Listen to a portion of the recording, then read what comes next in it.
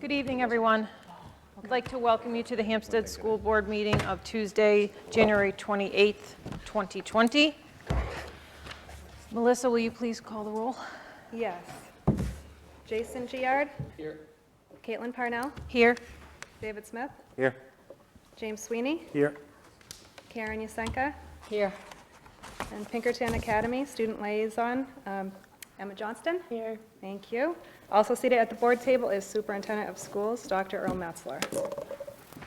You'll stand for the pledge. I pledge allegiance to the flag Of the United States of America, and to the republic for which it stands, one nation, under God, indivisible, with liberty and justice for all.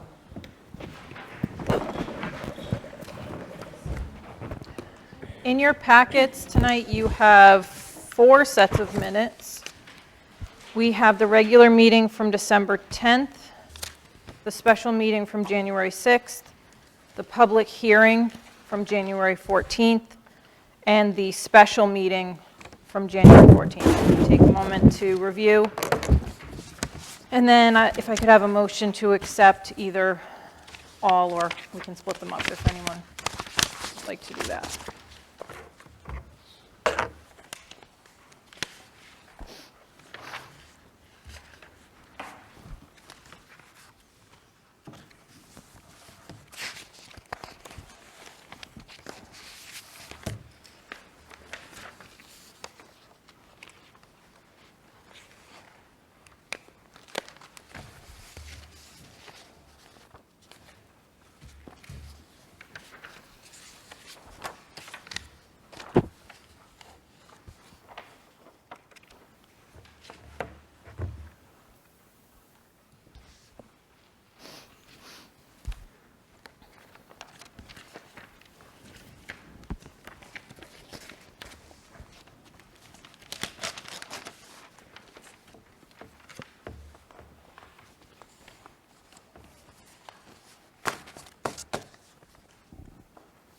Make a motion to accept the meeting minutes from December 10th, 2019. Okay, can I have a second? Second. All in favor? All opposed? Abstaining? Okay, that's 1. Can I have a motion to accept the January 6th special meeting minutes? So moved. Is there a second? Second. Okay. Any discussion? I should have asked. All in favor? All opposed? All abstaining? Thank you. Thank you.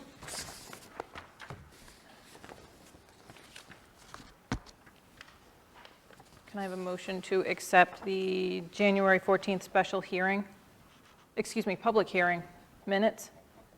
So moved. Second? Second. Any discussion? All in favor? Thank you. And then finally, can we have a motion to accept the January 14th special meeting minutes? So moved. Second. There you go. All in favor? Thank you. Melissa, are there any public comments this evening? No, Madam Chair, there are none tonight. Okay, thank you. Emma, are you ready for the school highlights Yes. today? Great. All right. So tonight I have the following to report on behalf of Principal Collins and Principal Denola. So the HCS bus backup for students has been necessary for a few months due to a shortage of bus drivers. However, a new driver started Thursday, January 23rd. So HCS no longer needs the backup plan on a regular basis. Parents are encouraged to keep an eye on bus times, as it is anticipated that this will result in a positive gain for some routes. And then for the central school as well, lockdown drills this month. The central school successfully ran 2 lockdown drills as part of a continuous effort in safety planning. On Tuesday, January 14th, students practiced a drill after lots of preparation and prior notice. On Wednesday, January 22nd, another drill was run with minimal prior notice. The basic message for students on what to do during a drill continues to be clearly communicated, and administrators are very happy to report that both drills were a success. So for the middle school, National No Name Calling Week of 2020, January 21st to January 24th. HMS participated in the National No Name Calling Week, which is a nationwide effort to prevent bullying and to foster caring, compassionate schools. Founded in 2004 with Simon & Schuster Children's Publishing and evaluated by GLSEN Research, No Name Calling Week was inspired by James Howe's novel The Misfits, about students who, after experiencing name calling, ran for student council on a no-name calling platform. This was a great week to remind everyone how important it is to be mindful of what is said to others. The Anti-Bullying Club did a great job promoting activities each day and would like to remind everyone to think before they speak and to be kind. And then for sports updates, the Tri-County basketball standings, A teams, the girls are in third with 9 wins and 3 losses. Boys are in sixth with 7 wins and 5 losses. For B teams, the girls are in fifth with 4 wins and 7 losses, and the boys are in eighth with 2 wins and 9 losses. And then Principal Nonola will update the board regarding any news about playoffs. So that is all I have for the school highlights. And so does the board have any questions for the principals? Any questions? No. Thank you, Emma. No problem. Okay, on to current business. Mrs. Denola, you are here to talk about a donation for the 8th grade DC trip. Good evening. We were blessed with a donation from a parent who would like to remain anonymous of $1,000 to go into our Angel Fund to assist those students that could use some financial assistance for Washington, D.C. So I'm here to ask your permission to accept it. That is a wonderful thing to come to us with. I have a motion to accept this generous donation. So moved. Second? Second. Any discussion? Thank you. Yes. Amazing. Thank you. All in favor? Great, thank you. And thank you to the wonderful parent. Thank you. Yeah, it's awesome. Caitlin? Yes? I could, just a follow-up, I wasn't sure if Principal Denola would say anything, and Emma had mentioned it. So the boys and girls playoffs for basketball, we were at the girls' game yesterday, and then they won, and the boys were on the road, and they won. So they had great. And they all played great, but I just wanted to call out one particular player. Piper Knowlton was incredible. I was just so blown away. So congratulations to the girls' team and Piper. She just was fantastic. So they have, they're on to Congratulations. the next round, so it's tomorrow. So we wish them the best of luck, both teams. Absolutely. And cheerleading competition. Lots going on. Thank you. Next, we have deliberative session preparation. Dr. Metzler, I believe you're going to speak to this. Would love to pass these out. I mean, see them around.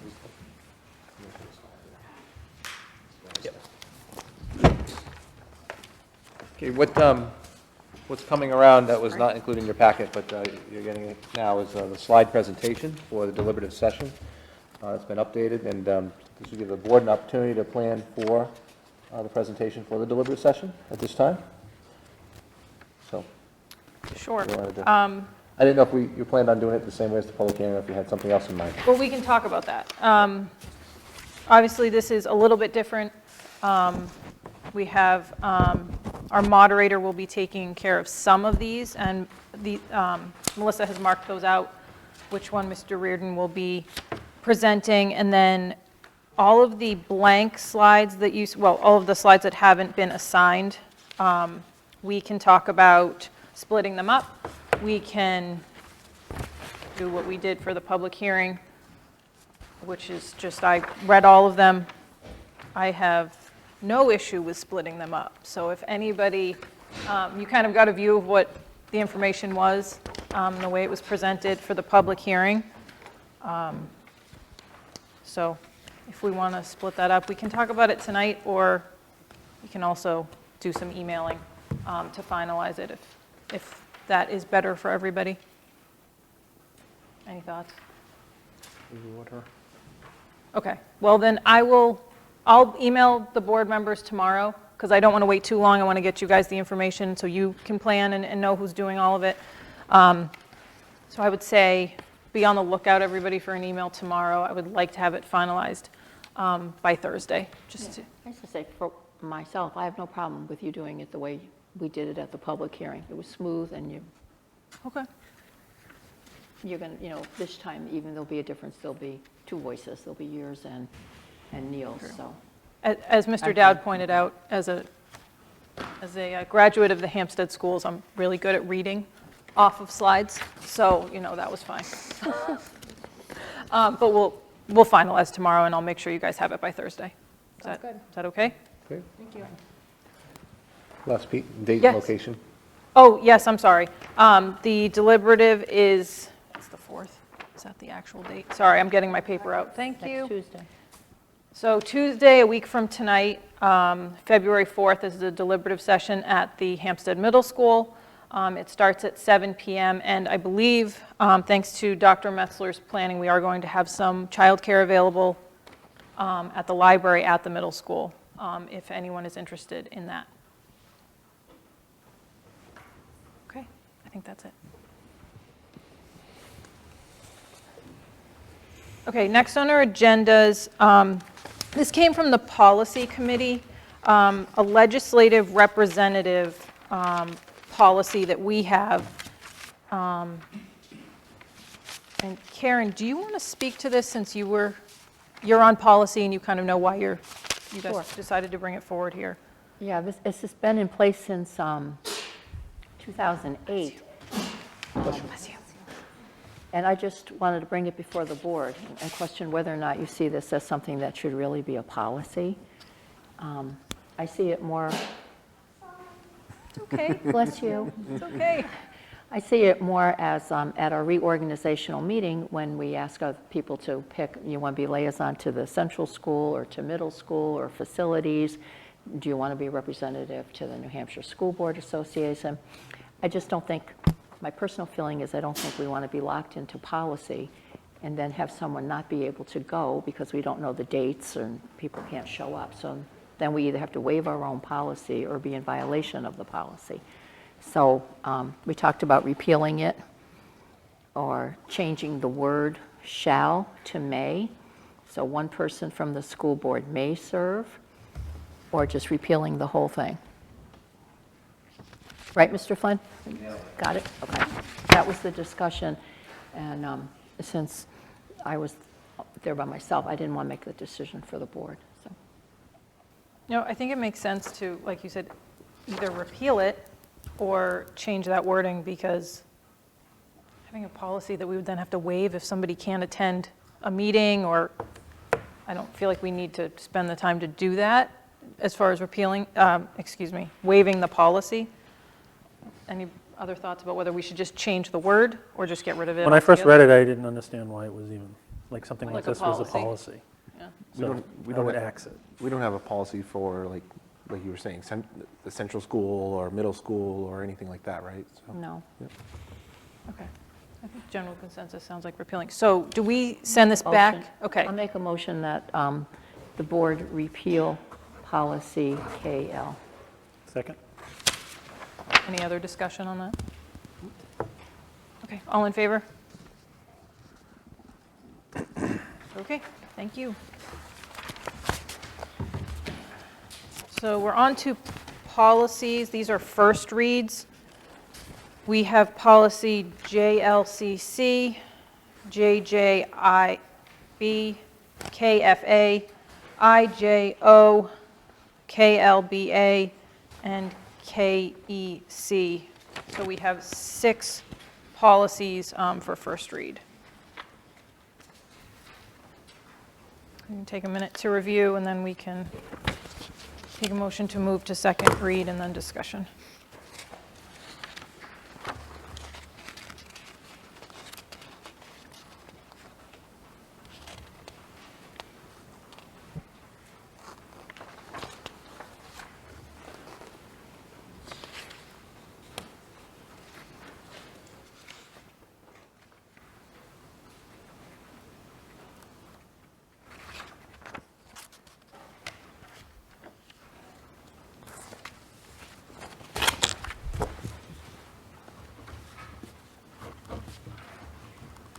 I'll make a motion that we move policies 2 through 7 as presented for second read.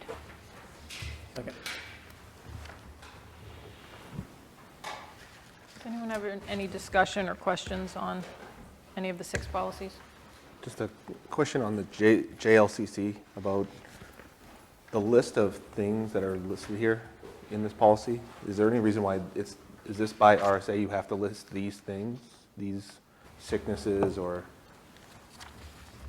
That was the recommendation. Our health office reviewed Okay. that, and we got both of these to,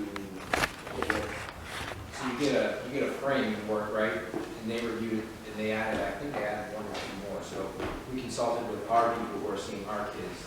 Yep. Yeah. Okay. So those are the recommendations. Okay, yeah, because I get why the fever, that makes sense, 24 hours after, but the rest of it, I was just like, seems, there's other things in life, but didn't know why those things. Yeah, there would have been a long list. Right, that's where I was going with it, like, why only this? Yeah. All right. Those are the ones that we see most of. Okay, thank you. Okay, any other questions or comments? Discussion? Okay, all in favor? Okay, thank you. Moving right along, board comments and correspondence. David, you want to start? Let's see, I don't know if we talked about this before, but went to the musical Elf, 2 or 3 of them. It was amazing. The kids did great. It was just, it was above my already high expectations. That was awesome. And then this past weekend, Mr. Giard and I went to represent the school board at the town forum. Very riveting. I think next year we would like to see about us being in the main room if possible. I think that there was a lot of traffic upstairs, so it was good to see a lot of the people are out. We had a few people stop by, asked us questions about different things that were happening. One gentleman stopped by to discuss the census, and at first he was bringing up coming to the board to talk about the census, and at first I was like, well, this is just a speech to get out there saying you're going around the census, but then he brought up that there's like $850 million worth of grants and aids that are out there, and it's all based on census results. So it was good just to know that, for grants and that kind of information. So I'll pass the information on. I've got it back at work. I got to scan it and send it out to the board members. Just information that we may or may not want to, discuss further. Yeah, okay. That's it. Okay. Jim, anything going on? Oh, so last I told you that I wasn't going to run for school board, I am running for school board. If you Okay. don't know that already. I don't Nicely think done. everybody knew that. Okay, thank you. You Other than signed- that, Did you that's it. sign up? I did, yeah. We got more work to do. Always. There's always more work to do. I'm good. Other than that, no, I don't think. I attended ELF as well. Totally agree. It was fantastic. They blow us away every time. I attended this past Saturday the New Hampshire School Board Association delegate meeting. This is an annual meeting where boards can submit resolutions that then the association that is presented, and then the delegates vote on to see if it's going to become a resolution for the year.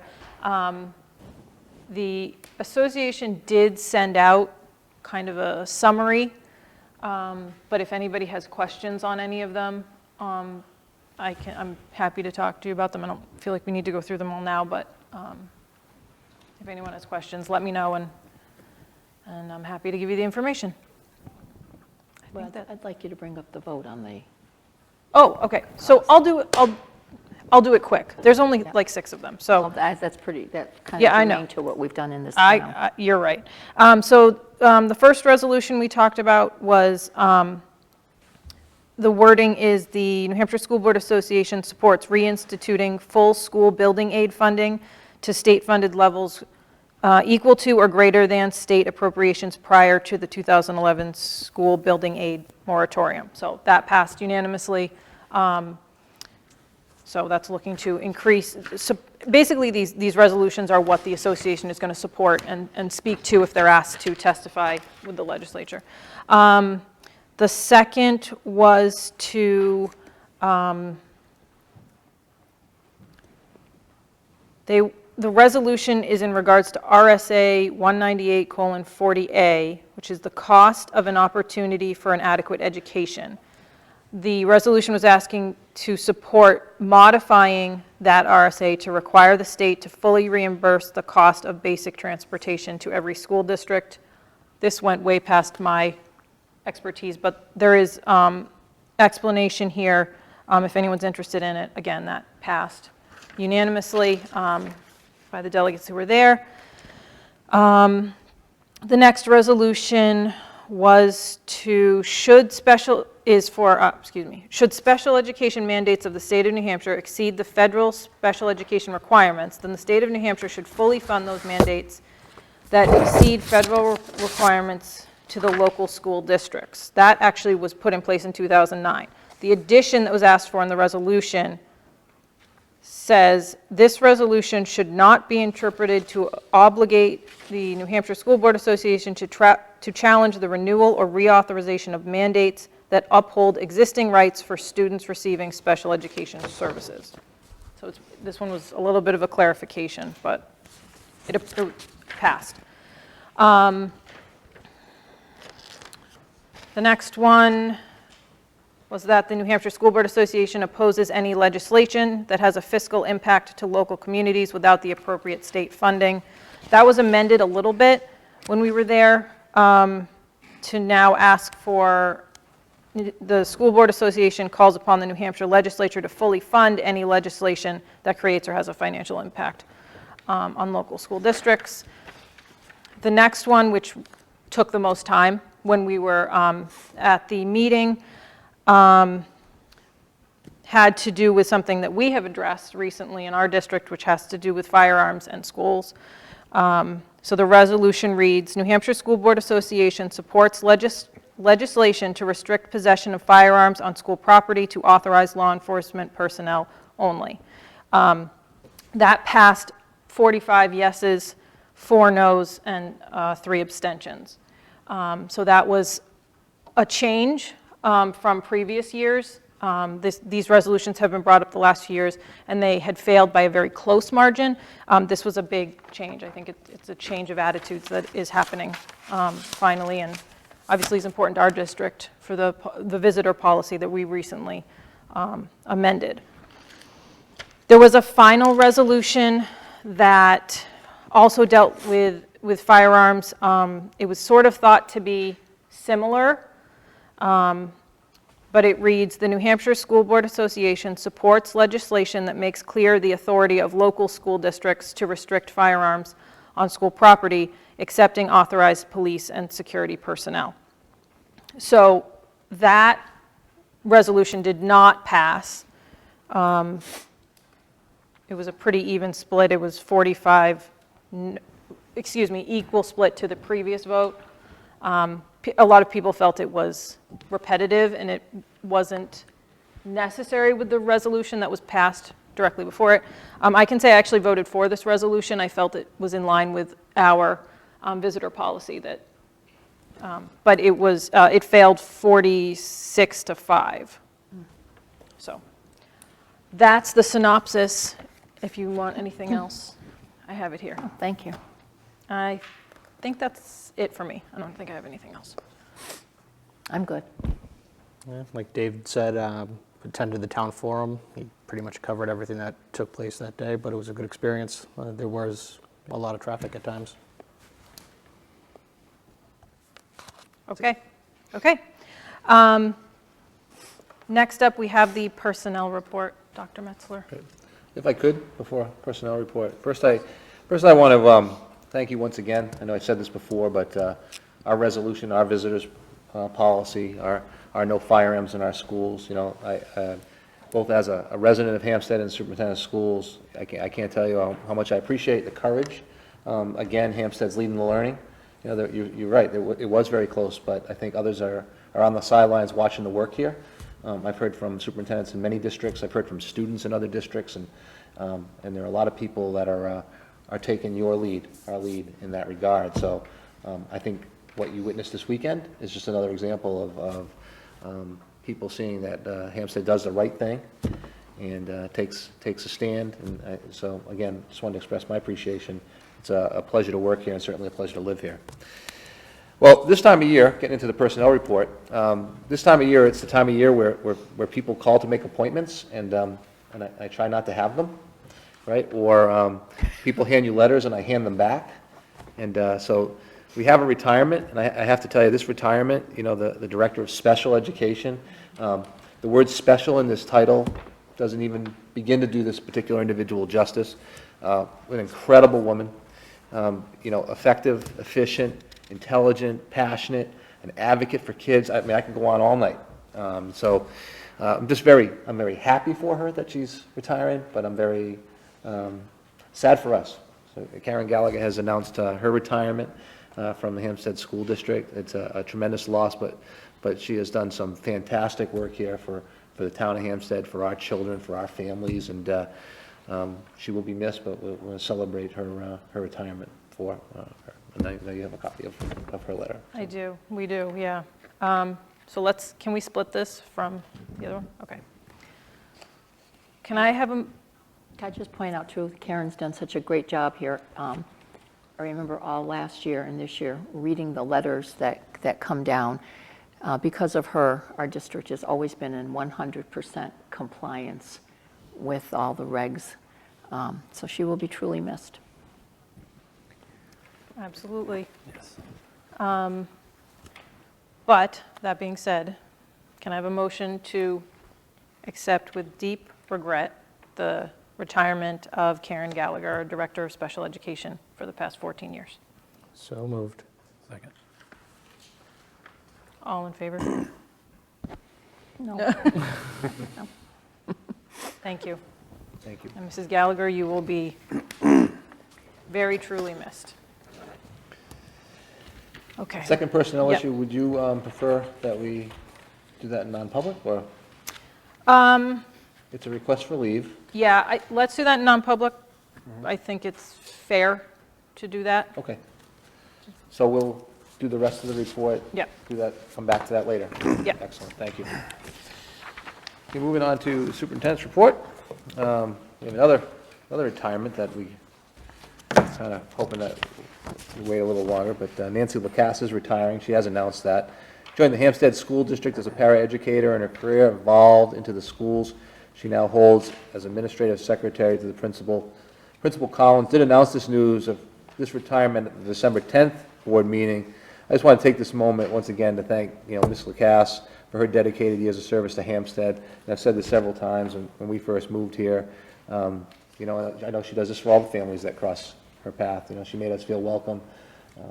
She made sure I knew what I needed to know in her first-class way that she does things. She's just fantastic, and she's certainly going to be missed. Her last day is this Friday, so if you haven't had the chance to do so already, I encourage you to send her a personal message of congratulations, stop by, thank her, all those sorts of things. So again, congratulations to Nancy Lacasse. And like I said, I know it's been announced already, but I wanted to bring that up again because this is her last week here. In your packets, you have a waiver approval letter. It's a waiver approval letter from the New Hampshire Department of Education's Commissioner of Education, that this letter of intent to apply for building aid for fiscal year 22-23 for the central school was received in a timely manner. RSA 198:15-C1A requires that school districts submit letters of intent to the department no later than January 1st. However, due to inclement weather and the closure of our offices over the holidays, we anticipated a late submission, so we requested a waiver so the statutory deadline with our submission to the state. Documents were received by the state on January 2nd, and our waiver has been granted, so I thank certainly Jeff Dowd and all the people that he had helping him to get that done. Pinkerton Academy Board of Trustees meeting notes. In your packets, I've included the notes from the board meeting of trustees to date this school year. Includes a set of meeting minutes from the annual fall meeting. It was held in October, which several of you attended, with the Board of Trustees and all sending school districts. You also have a copy of the Pinkerton Athletics 2019 fall report and a midwinter report from the 1920 year. I also like to bring to your attention there have been some correspondence. Pinkerton has some projects that they're looking at, and it could be building. Be looking for Hampstead support, school board support. I can explain it more in detail. But when NEAS comes in and does a visit, they highlight some of the deficiencies, and I believe the social studies wing was an area that needed some attention. So very proactive Board of Trustees, very proactive headmaster and Dr. Powers went out and started some of that work.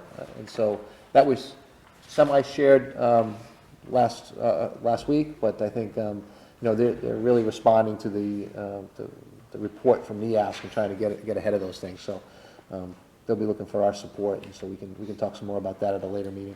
Okay. Finally, you have a FLES update in your packets. This is the second of 4 updates from the 2019-20 school year from the FLES consultant, Beth Metzler. The first 3 are written reports, like the one each of you received on your October 22nd packets, and the one to see in your packet tonight.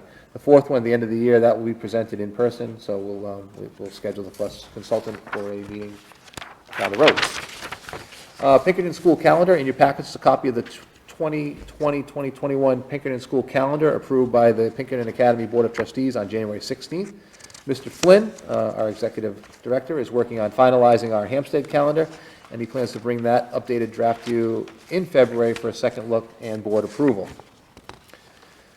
Also for the board's consideration, and I had an opportunity to talk briefly with Emma, we were brainstorming about what the best way to support this particular club.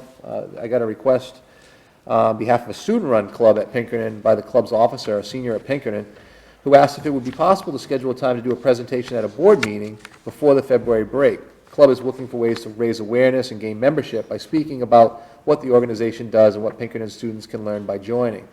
The request is brought to the board because of its representation as one of the Pinkerton's sending towns. So we talked a little bit about perhaps if the goal is to raise student participation, perhaps something at the school with 8th graders, maybe after school for students that are interested in this particular club. As you know, at Pinkerton, and I know Emma could go on, there's quite a few clubs. This is your business meeting. I'm not quite sure this is the right place to make a presentation about club participation, but maybe more with 8th graders interested in particular clubs at the middle school. So I think that would be my recommendation, if it's okay with you. If you wanted the club presentation here, I can certainly arrange that, but that's... I don't know how much it's going to raise their membership if they present here. Yeah. That's true. It might get in the paper. But I would agree. Something. I like the connection between middle school and Pinkerton. So I think anytime you can bring those kids at Pinkerton here, not here, sorry, middle school. I'm good with that. Okay, in my recommendation, this is Future Business Leaders of America, FBLA, and it's Rachel Feller, she's great. She reached out to a couple of us, and I told her we would support. So if that's truly the goal, we'll arrange that. We'll take care of that. Yeah. And then maybe at some point in the future, if you're interested in hearing from all the, we can have a night where we have club representatives, or maybe go through you to kind of give an update on the clubs, and we'll do. But it's a great club, and you remember some clubs too. I'm sure you could say, like, I can think of a few more clubs. So we'll do a good job trying to get that out there to the 8th graders and the ones that are interested. So I appreciate this. So I'll get back to Rachel and let her know. Okay. All right. But we will support that way. Yeah. All right. Thank you. Also, the Central School Construction Project in your packets only, copies for the board, H-Team Construction Opinion Letter. So the H-Team had an opportunity to meet, and so in your packets. We don't is the have letter in it. the packets? The letter's only in my packet. It actually says that in my note. So I can provide, let me provide, do I have copies for everybody? Yes, they are. All right, look at some Melissa's notes, so. This is what glasses do. So, not necessarily for discussion at this point, I don't think, because you didn't have an opportunity to see it in advance this. Yep. No. I apologize Copies for everyone. Yep. There you go. Thank you.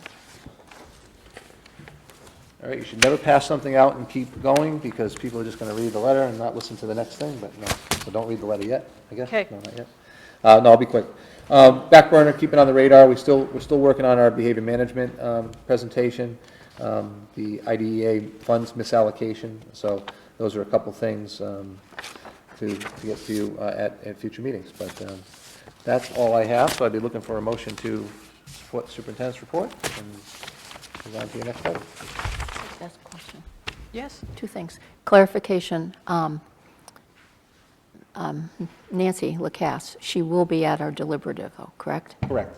Okay, it's her last workday Friday, but she'll be at deliberative Tuesday night. Yeah, that's, well, as you know, it's her job, her day job, and then that's the Yeah. district clerk job that she'll be wrapping up. Okay, so, all right, she'll be there Tuesday. And also, could we clear up the confusion with invitations to the Pinkerton dinners? That has been taken care of, correct? Yes, I believe Kathy did take Did care of anybody that. get invitations? No. No, okay. No, what I happened thought is maybe you it was just me. got a last-minute invitation from me, Right, we got the dates for the future. but you got the May And date. a response to, We used to get paper We invitations. used to get actually paper Oh, sorry. invitations sent to Got our it. homes. And then like they switched to email and somehow they're not sending them. got it, to- sorry. Yeah, Got it. go ahead. There's been quite a few changes there, both administratively and support, and so that change, and then things were going directly to the board members and then not. So even that correspondence that I was talking about, by the looks on your face, you hadn't heard about the social studies construction project or any of those things, so we gotta lock down the communication chain and make sure that it's happening. I'm more than happy to share everything that I get with you, Right. so I'm trying not to assume. Lots of times, whatever I get, I'll send to the chair, and the chair will distribute to the other 4 members. But that invitation, I put those dinners on, those are on my calendar through Kathy Belcher back in August or whatever, so those 3 dates. So I had the October, the January, and the May dates already on my calendar, and then what happened was, by the time that day came around, I was asking who's going, people had plans, so. But you have the notes, and hopefully several of you can make the next dinner. Okay? Yep, thanks. Oh, sorry, can I have a motion to accept the superintendent's report, excuse me? So moved. Second. All in favor? Okay. Thank you.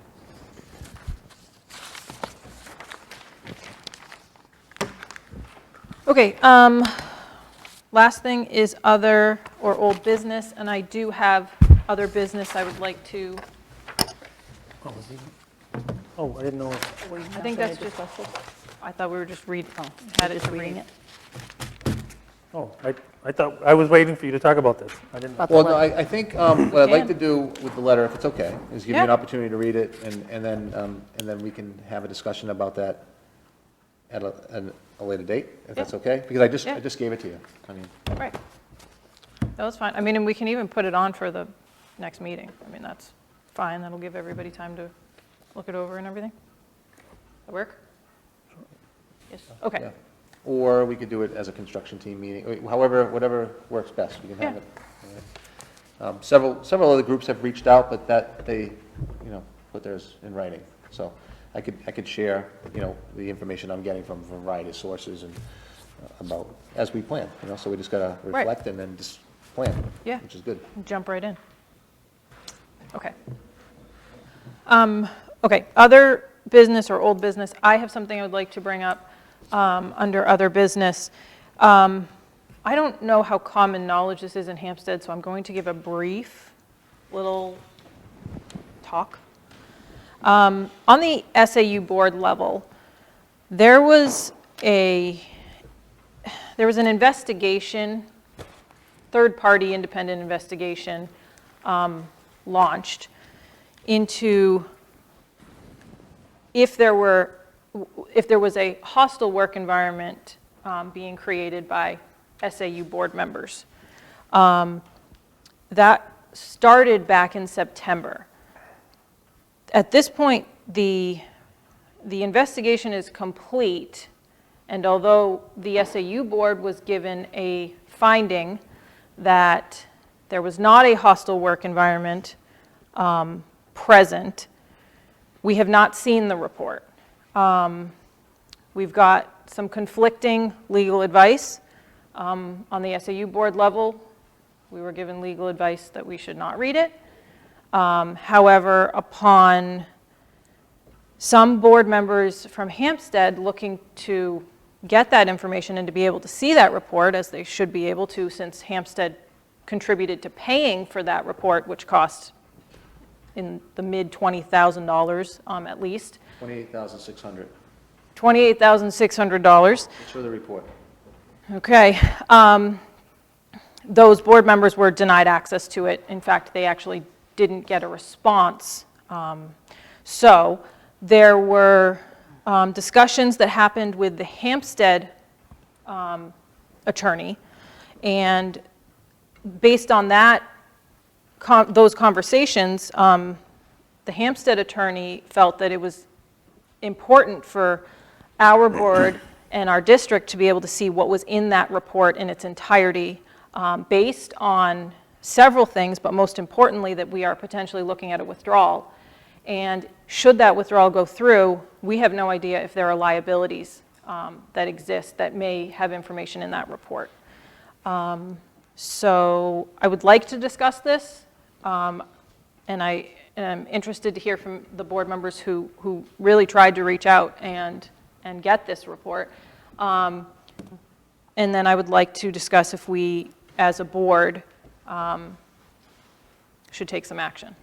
Can I ask one clarifying question? And to the members that reached out, you had said that there was no response at all? From the attorney? From the attorney, okay. I'm sorry, you're right, I should clarify that. As far as I understand, from the attorney for the SAU board, multiple times, and I'm going to let Jim and Karen speak to this because they were the board members who reached out. They reached out multiple times, several different ways, I believe, and they received no response. Correct. Jim or Karen or both, if you want to speak to any of this, you can, or? I left several messages for the attorney, and she did not get back to me. Eventually, the chair got back to me, and Let's pretty clarify much the SAU chair. SAU chair, Got back to you. not her, No. Caitlin. I'm just clarifying.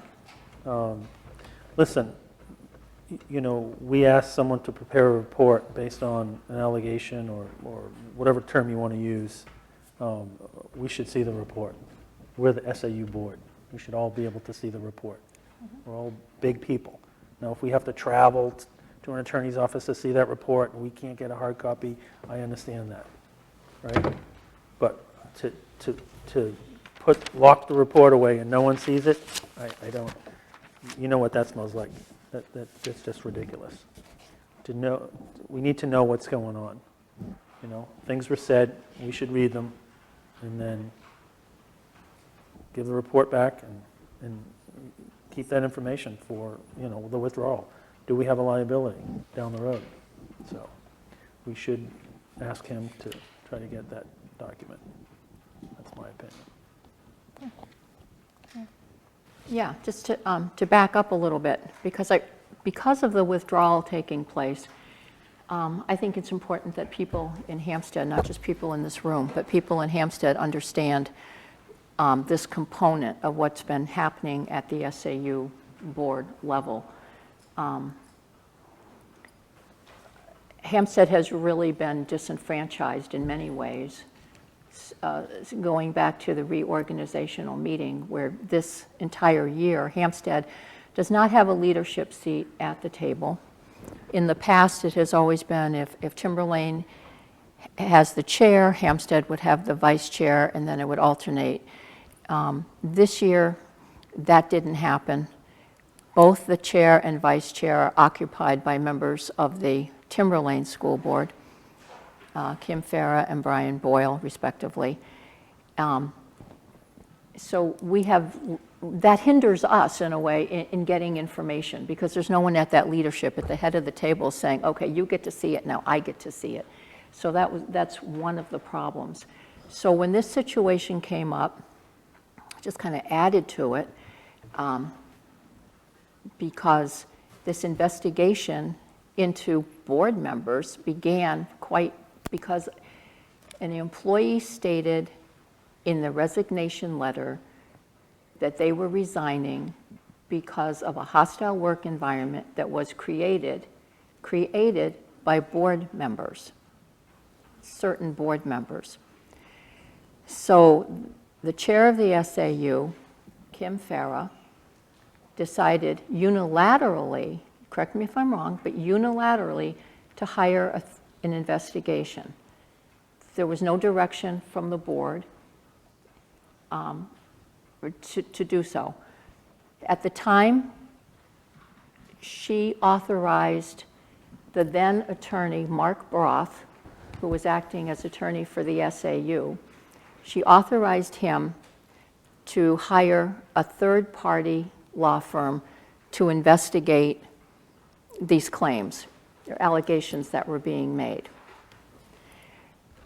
If you look at, yeah, and if you look at the letter of engagement, no one from the SAU board even signed it. Kim Farah, the chair, did not sign it. The only signature on there was Attorney Mark Broth. Right. Then the investigation started. Naomi Butterfield, Attorney Butterfield, was hired to conduct this report or investigation. So she called different people, and I know this because she spoke to me. I know she spoke to Caitlin. I know other people she spoke to. I spent over an hour on the phone with her answering all her questions, all the questions related to conduct and behavior of board members at board meetings. So I guess to jump ahead, the report is now finished. The attorney Mark Broth, who was involved, is no longer the SAU attorney because it came to light that he actually had a conflict and couldn't be the SAU attorney because Hsdsb was a former client. So the SAU board then went out and hired another attorney, Deborah Weiss Ford from Jackson Lewis. And I understand that that was done, that our chair, Parnell, was brought in and did sign off on that. So we knew that this was taking place at that point. So then it was decided that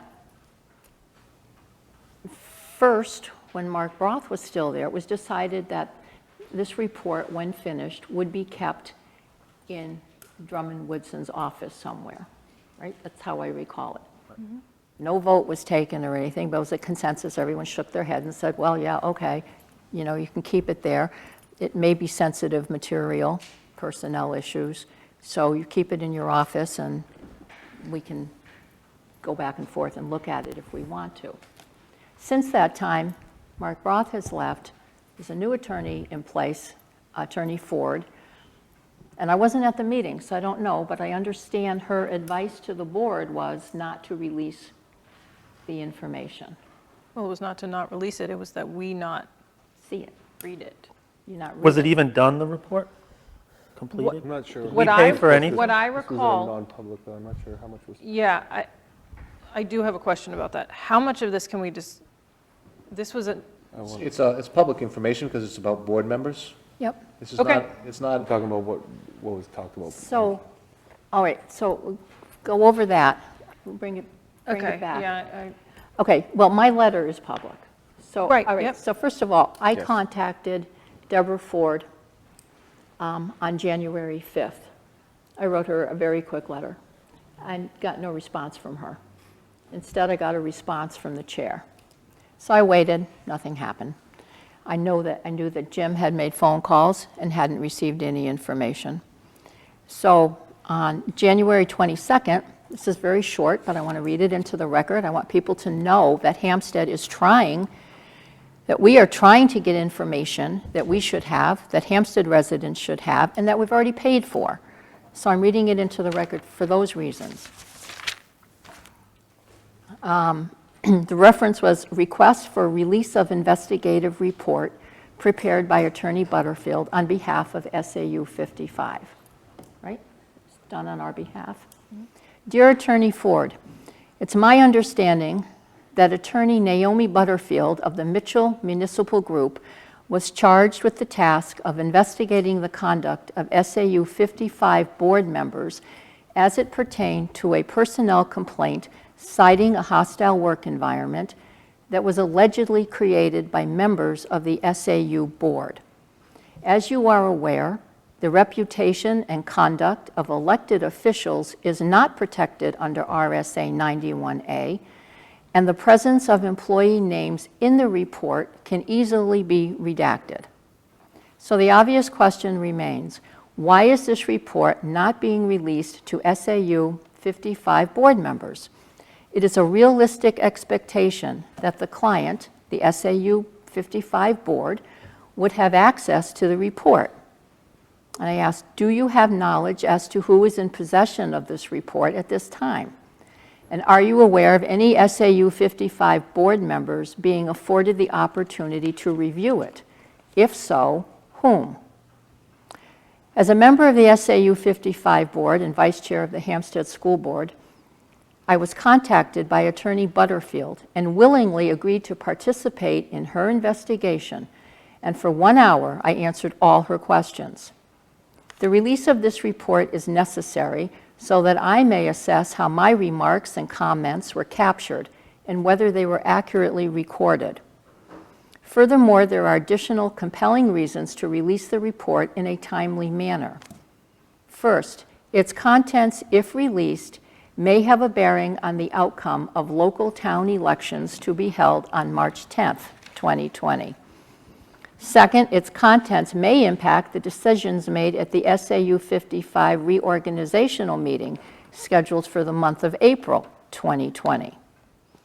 And third, depending upon the results of the withdrawal article on the TRSD 2020 warrant, the contents of this report could play a significant role in determining future financial and educational leadership decisions for the Hampstead School District if current liabilities were identified in the report or future liabilities were produced as a result of this report.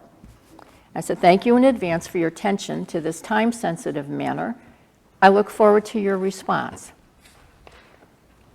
Never got a response from her, but that same day, I did get a response from the chair of the SAU board, Kim Farah, who said, good evening, Mrs. Yasenka.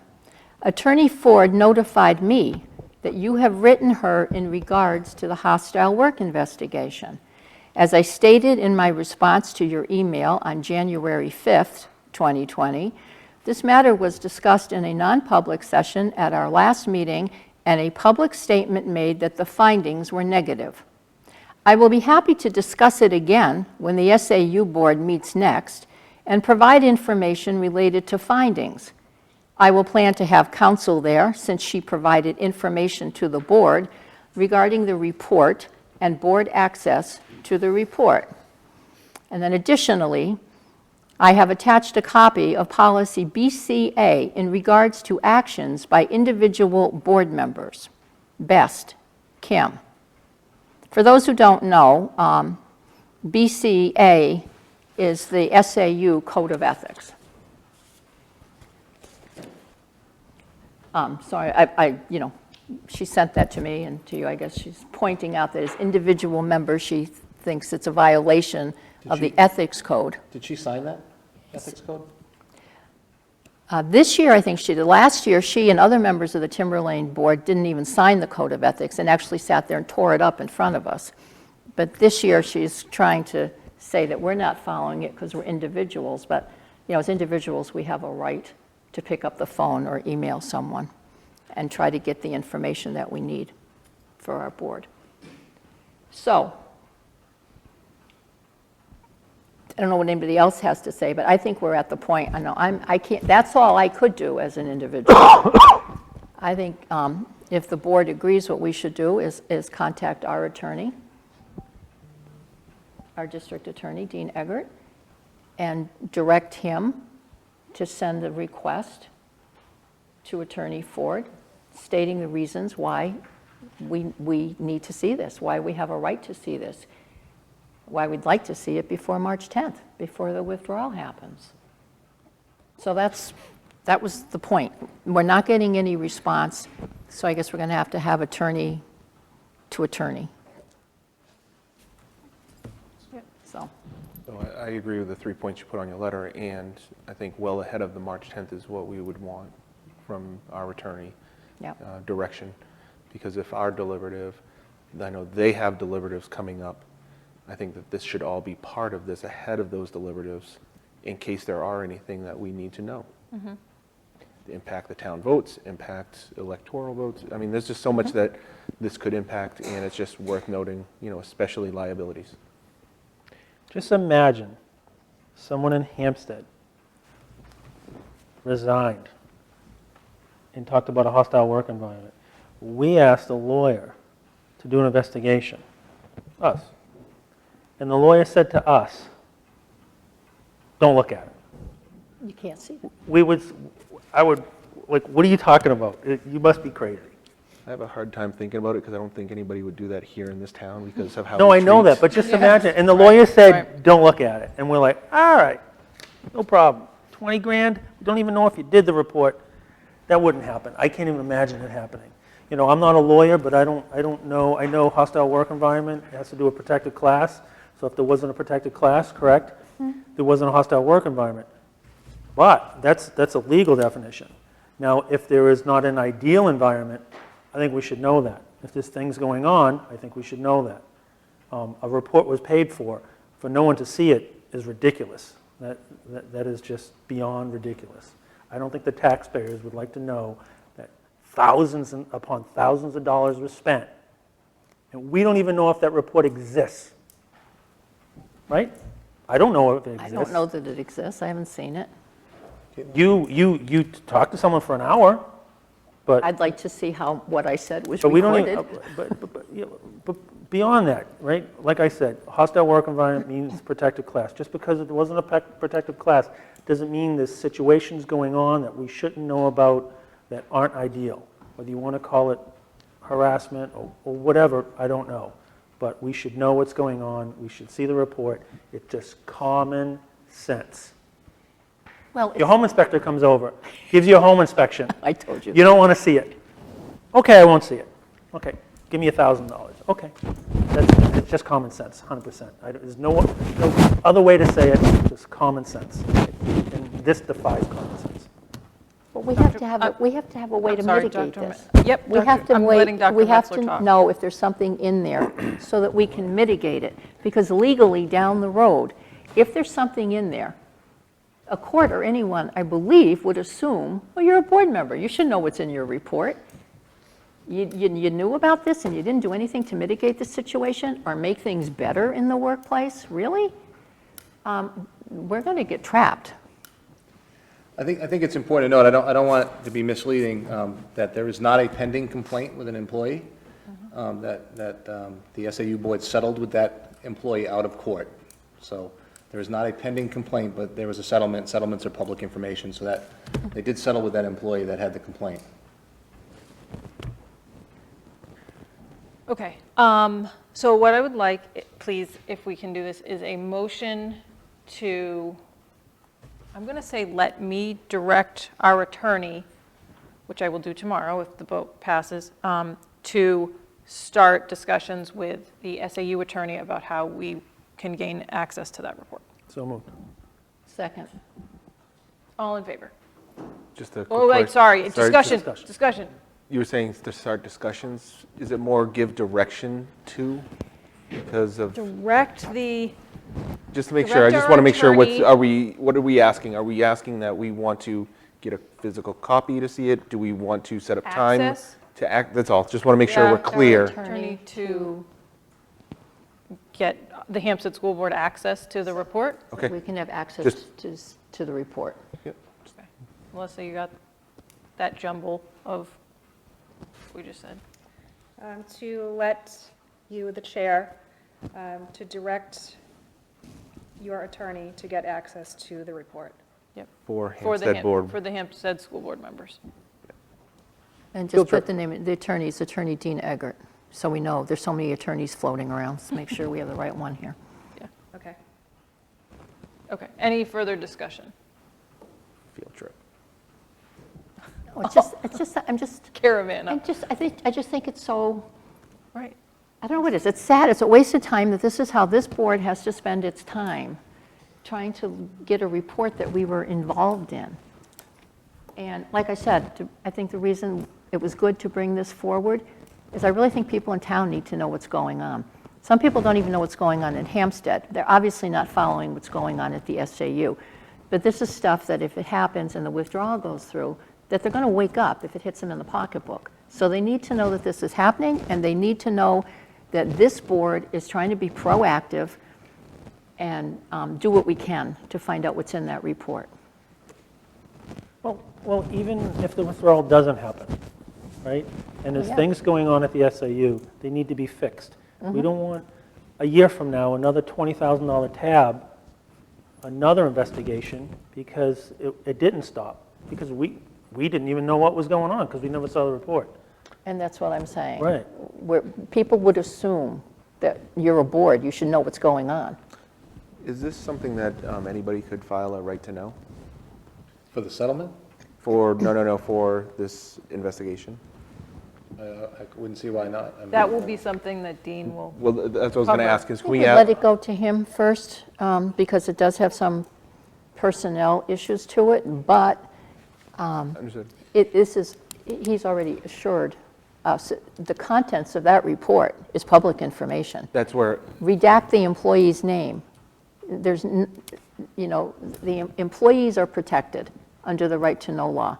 None of us are. So I hope we were all nice to each other when we were talking about each other in that report, because that'll all come out, and our reputations are not protected. understood, I was just curious if this is a right to know, if anybody could just file for this. It typically, if I could? Yeah. Typically what happens with any document, that's a public document, a right to know request would come in, Kathy Belcher would do the redacting, and then it would go to the attorneys to double check the redacting to make sure we redacted it correctly. I mean, Kathy's dynamite, she does a really, really good job. And then that would be released out, and you've seen a redacted document before, it's blacked out. And so this isn't any different than any other document that's a public document that we would have stored at the SAU. Well, it's a little different, because if someone were tomorrow send in a right to know to the SAU, you don't have anything to give them.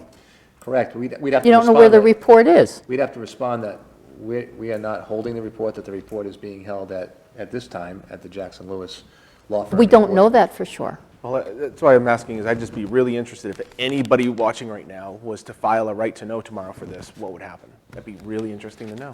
They have a right to file. I don't know what the response would be, but yes, anybody can file a right to know. Great. Okay, I'm not sure what we know and what we don't know. right. But what I think I know is that a report does exist, and that it's being held at the Jackson Lewis Law Firm in Portsmouth as we speak. That's what I think I know. All right. I have not seen the report, No. so I don't. Under lock and key. That's fine. All right, before we forget, all in favor? Okay, thank you. I just wanted to get that out of the way before. Does anybody else have other business, old business? Non-public, you have. Yeah, I know. Okay, so I would like to ask for a motion for a non-public under 91A:3, paragraph 2, C. Reputation? Yeah, So moved. Second, second. Sorry, who seconded that? David. You did? Thank you. thank you. Mr. Giard? Yes. Mrs. Parnell? Yes. Mr. Smith? Yes. Mr. Sweeney? And Mrs. Jasenka? Yes. Thank you.